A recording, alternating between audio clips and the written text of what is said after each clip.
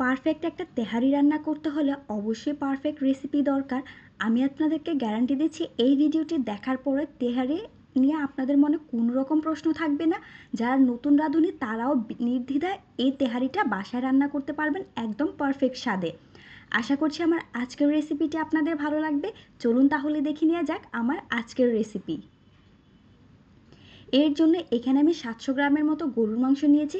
আপনারা চাইলে কিন্তু খাসির মাংস ব্যবহার করতে পারেন। তেহারি রান্নাতে দুই ধরনের মাংসই ব্যবহার করা হয়ে থাকে, তবে তুলনামূলক মাংসটাকে একটু ছোট ছোট করে কেটে নেবেন। তেহারিতে কিন্তু মাংসটা একটু ছোট করেই ব্যবহার করা হয়। বিরিয়ানির সাথে তেহারির একটা বড় পার্থক্য হলো বিরিয়ানিতে মাংসটা কিন্তু তুলনামূলক একটু বড় ব্যবহার করা হয়। এখন এটাকে আমি ম্যারিনেট করে নেব। ম্যারিনেশনের জন্য 1/3 কাপ দিয়ে দিচ্ছি টক দই, আর দিচ্ছি 1 চা চামচের মতো আদা রসুন বাটা। আমি আদা রসুনটা পরবর্তীতে ব্যবহার করব, এখন এখানে আমি অল্প করে ব্যবহার করছি। এখন এটাকে আমি খুব ভালোভাবে মেখে নিচ্ছি। আপনারা চাইলে কিন্তু ডিরেক্ট মাংসটা কষিয়ে রান্না করে ফেলতে পারেন, কোনো রকম ম্যারিনেশনের ঝামেলা নেই। তবে আমার মনে হয় এভাবে টক দই দিয়ে এটাকে একটু ম্যারিনেট করে রাখলে মাংসটা অনেক বেশি জুসি আর টেন্ডার হয়ে থাকে খেতে, আর এর টেস্টটাও ভালো আসে।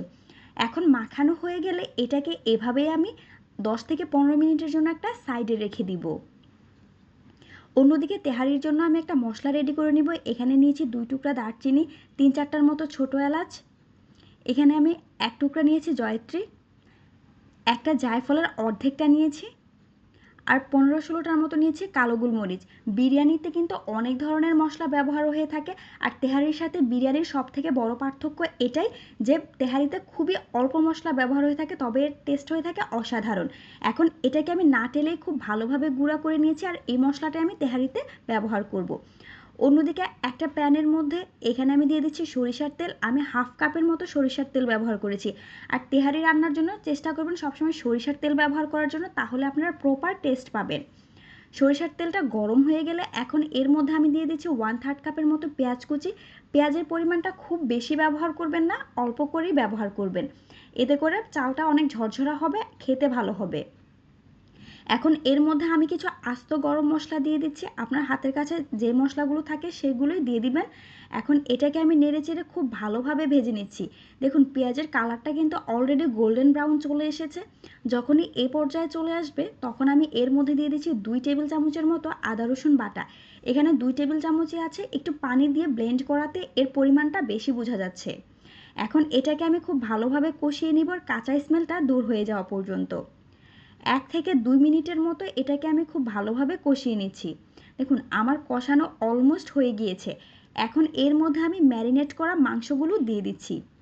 মাংসগুলো দেওয়া হয়ে গেলে এখন এটাকে আমি খুব ভালোভাবে নেড়েচেড়ে রান্না করব যতক্ষণ না পর্যন্ত এর কালারটা চেঞ্জ হয়ে যাচ্ছে। এই পর্যায়ে চুলার আঁচটা কিন্তু আমি মিডিয়াম হিটে রেখেছি।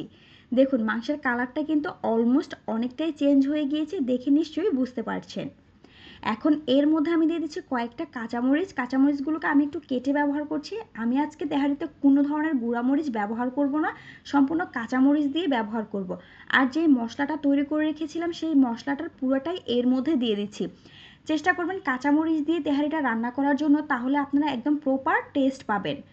এখন এটাকে আমি খুব ভালোভাবে কষিয়ে নিচ্ছি। কষানো হয়ে গেলে এখন এটাকে আমি দিয়ে দিচ্ছি লবণ। লবণটা আপনারা একটু বুঝে ব্যবহার করবেন। লবণটা দিয়ে আমি খুব ভালোভাবে নেড়েচেড়ে মিশিয়ে দিচ্ছি।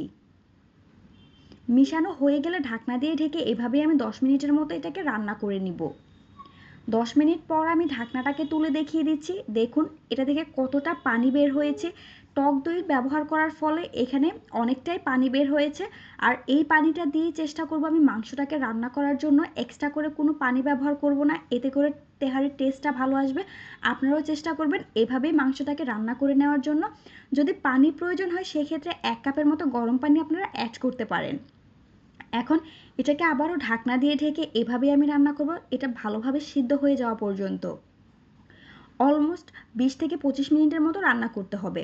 এখন অন্যদিকে এখানে আমি 2.5 কাপ নিয়েছি চিনি গুঁড়া পোলাওর চাল। চালটাকে আমি খুব ভালোভাবে ধুয়ে পানি ঝরিয়ে নিয়েছি, দেখতেই পাচ্ছেন। আর এটা কিন্তু আমি আধা ঘন্টার জন্য পানিতে ভিজিয়ে রেখেছিলাম। এখন আমি অলমোস্ট আধা ঘন্টা পর ঢাকনাটাকে তুলে নিচ্ছি। দেখুন মাংসটা খুব ভালোভাবে সিদ্ধ হয়ে গিয়েছে, আর এটা থেকে কিভাবে তেল ছেড়ে দিয়েছে। যখনই দেখবেন মাংসটা থেকে খুব ভালোভাবে তেল ছেড়ে এটা উপরে উঠে গিয়েছে, তখনই বুঝতে হবে মাংসটা প্রপারলি রান্না করা হয়ে গিয়েছে। যখনই এভাবে মাংসটা রান্না করা হয়ে যাবে তখন আমি একটা স্টেইনারের সাহায্যে মাংসটাকে আলাদা করে তুলে নিচ্ছি, মশলাটা থেকে ছাড়িয়ে নিচ্ছি। এখন দেখুন তেল মশলা পুরোটাই কিন্তু আমার প্যানের মধ্যে রয়ে গিয়েছে, মাংসটা আমি আলাদা করে উঠিয়ে নিয়েছি। এখন এই মশলাটার মধ্যে আমি চালটা দিয়ে এটাকে খুব ভালোভাবে ভেজে নিব। 4 থেকে 5 মিনিট সময় নিয়ে হাই হিটে এই কাজটা করবেন। যতটা সম্ভব ভালোভাবে চেষ্টা করবেন চালটাকে ভেজে নেওয়ার জন্য।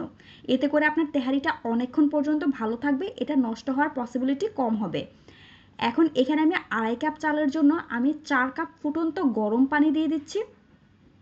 পানিটা দেওয়া হয়ে গেলে এর মধ্যে আমি দিয়ে দিচ্ছি 1 কাপ লিকুইড দুধ। চেষ্টা করবেন এখানে দুধটা ব্যবহার করার জন্য, তাহলে এর টেস্টটা ভালো আসবে। এখানে আমি টোটাল 5 কাপের মতো লিকুইড ব্যবহার করেছি, অর্থাৎ যতটুকু চাল তার ডাবল পানি দিয়েছি, দেখে নিশ্চয়ই বুঝতে পারছেন। এখন এর মধ্যে আমি দিয়ে দিচ্ছি লবণ। লবণটা দিয়ে নেড়েচেড়ে মিশিয়ে দিব। মিশানো হয়ে গেলে এখন আমি লবণটাকে চেক করে নিচ্ছি। যদি মনে হয় লবণটা একদম ঠিকঠাক আছে তাহলে এর মধ্যে আর একটু লবণ বাড়িয়ে দিবেন, এতে করে রান্না করার পরে একদম পারফেক্ট লবণ হবে, এর পরিমাণটা যতটুকুই হোক না কেন। এখন যখন এটা খুব ভালোভাবে ফুটে যাবে তখন আমি ঢাকনা দিয়ে ঢেকে চুলাকে হাই হিটে দিয়ে দিব, যাতে করে সমানভাবে তাপটা ছড়াতে পারে।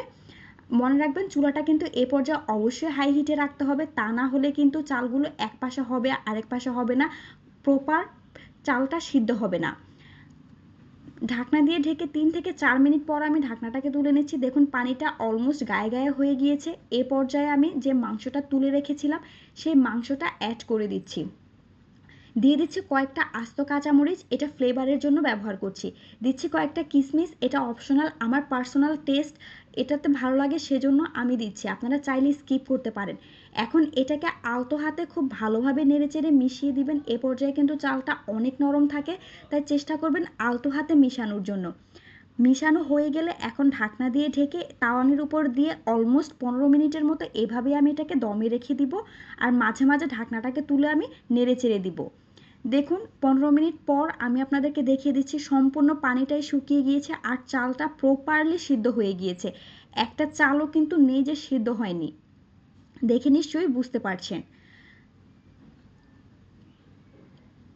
এখন আমি এর মধ্যে দিয়ে দিচ্ছি কেওড়ার জল। এখানে আমি 1 চা চামচের মতো কেওড়ার জল ব্যবহার করছি। কেওড়ার জলটা অবশ্যই দিবেন, এতে করে পারফেক্ট একটা তেহারির টেস্ট পাবেন।